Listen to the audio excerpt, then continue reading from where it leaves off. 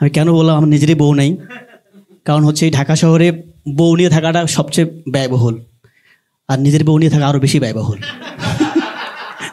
ঠিক কিনা আপু? হ্যাঁ, আপনি কার বউ? এই ঢাকা শহরে বিবাহিত ব্যাচেলররা হচ্ছে সবচেয়ে বেশি বদমাইশ, কারণ এরা হচ্ছে যে ঘরে বাইরে সমান তালে খায়। হ্যাঁ, তারেক ভাইও তাই। আবার হচ্ছে কি যারা মানে সপ্তাহ শেষে গ্রামে যায় বউয়ের কাছে, ঠিক আছে, মানে এরা ঢাকায় ভাড়ায় গাড়ি চালায়, হ্যাঁ, গ্রামে গিয়ে আরেকটা গাড়ি চালায়, ঠিক আছে, মানে বুঝতে চায় না যে বউর একটা চাহিদা আছে, ঠিক আছে। ওরা একদিনের জন্য প্রীতি ম্যাচ খেলে, আবার ঢাকায় চলে এসে অফিস করে, ঠিক আছে। আর ওদিকে ভাবি নাইট টুর্নামেন্ট খেলে, আর গ্রামে আমার বন্ধু ওপেনিং নামে। আর একটা বিষয়, ঢাকা শহরে আমরা সবাই কিন্তু বাড়ি ভাড়া নিয়ে থাকি, রাইট? কারো আছে এখানে বাড়ি নিজের? নাই। আপনার নিজের বাড়ি? আপনাকে নিয়ে বলবো, এই ঢাকা শহরে কিছু সংখ্যক বাড়িওয়ালা হচ্ছে সবচেয়ে বেশি লুচ্চা। আপনি বাড়ি ভাড়া করতে যাবেন, আপনার বউ আছে? আরে ভাই, আমি বউটা পাবো কই? আমি একটা ব্যাচেলর ছেলে। আমি তো একদিন এক বাড়িওয়ালাকে বলে ফেলছি যে আঙ্কেল আমার বউ নাই, ঠিক আছে, আমি বিয়ে করব, আপনার বউ মেয়ে আছে? আমারে ভাড়া দেয় নাই। আর আমি একটা ব্যাচেলর ছেলে, বউটা পাবো কই ভাই? আমি বাধ্য হয়ে ঘুরতে ঘুরতে আর এক বাড়িওয়ালার সামনে গেছি যে আঙ্কেল আমি সত্যি করে বলতেছি আমার বউ আছে, আপনি আমাকে বাড়িটা ভাড়া দেন, আমি যেদিন এই বাসায় উঠবো আমি বউ নিয়ে আসবো। তা আঙ্কেল বিশ্বাস করছে, আমাকে বাড়িটা ভাড়া দিয়েছে। 7 দিন হয়েছে, আমি বউ ম্যানেজ করতে পারি নাই। 7 দিন পরে মালিক এসে কয়, এই তোমার বউ কোথায়? আর আঙ্কেল কালকে আসবে। আজকে আসতে পারতো, কিন্তু বিদায় শুনে যে আমি আটকায় গেছে। যাই হোক, আমি কোনো মতে বাসাতে ম্যানেজ করার জন্য আমি একটা বান্ধবীকে ম্যানেজ করছি।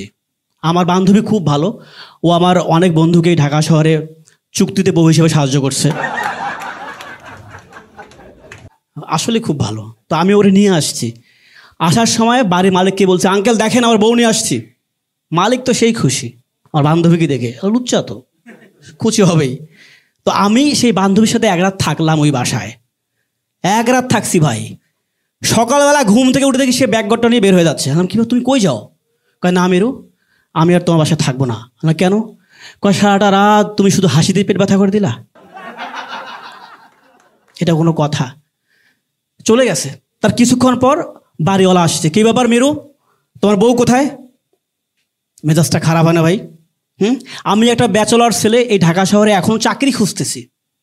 আমি আমার বান্ধবীকে 1 রাতে বেশি রাখতে পারবো? ও তো 1 ঘন্টা রেট বাড়া দিছে। আমি বললাম, আঙ্কেল দেখেন ও বাপের বাড়ি গেছে, 7 দিন পর আসবে। ও চলে গেছে। 2 দিন পর আবার আসছে, কি ব্যাপার মেরু, তোমার খাটের মধ্যে মেয়েটা কে? আল্লাহ আঙ্কেল আমার বউয়ের মামাতো বোন। কয় না না, এ বাসায় তো অন্য কোনো মেয়ের লগে থাকা যাবে না, বউ ছাড়া এ বাসায় থাকা যাবে না। আল্লাহ আঙ্কেল এটাও আমার বউ, যদি আপনি মনে করেন।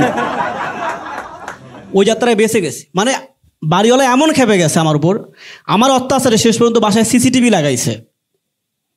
সিসিটিভি লাগাই এমন নিরাপত্তায় রাখছে, আমার কাছে মনে হয়েছে যে বর্তমান বাংলাদেশের প্রধান উপদেষ্টা ডক্টর ইউনূসের ওই বাসায় ভাড়া নিয়ে থাকা উচিত।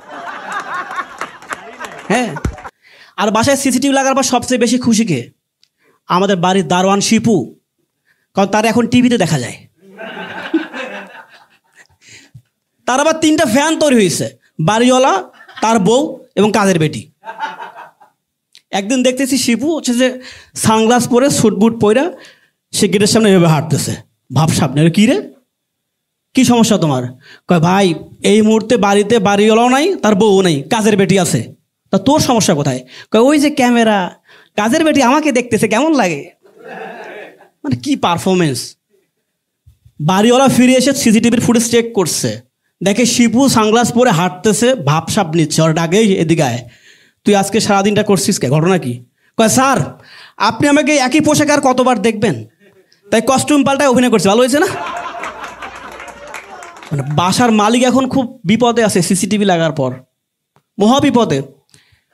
শিপু হচ্ছে যে বাড়ি গার্ড দেয়, আর বাড়িওয়ালা সিসিটিভির মনিটরে শিপুকে গার্ড দেয়, ঠিক আছে? মানে সিসিটিভিটা এমনভাবে রাখছে যে তার বেডরুম থেকে ন্যাশনাল টিভি সরায় ফেলছে, সিসিটিভি রেখে দিছে। সে খাইতে সিসিটিভি দেখে, ঘুমোতে সিসিটিভি দেখে, রাতের বেলা বিশেষ মুহূর্ত সিসিটিভি দেখে।